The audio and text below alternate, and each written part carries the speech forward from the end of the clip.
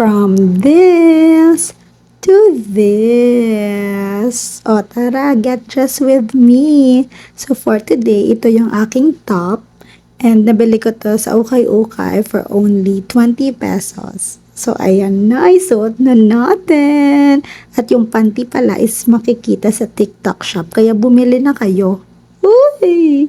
So ayun, ito na yung skirt ko. And binili ko din to sa Ukay-Ukay for 50 pesos.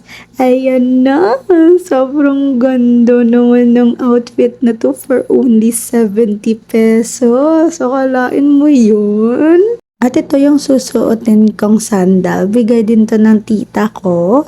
So, ito yung necklace ko na parati kong sinusuot nowadays.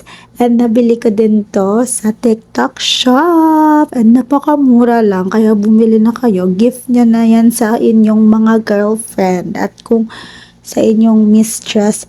Ay! At ayan na. Mag-belt na tayo. Kahit nakapit yung skirt, magbe-belt pa din. Wala, sobrang ganda. For only, how much ba yung outfit na to? 300 yung necklace, and then yung outfit 70, dahil puros bigay yung lahat ng mga sandals and bags. And watch bigay rin ng ate ko. So yeah, this outfit is good for 70 pesos in total. Akalain mo yun, madadala natin ng maigi at presentable yung 70 pesos. Wala, sobrang ganda. Magwak.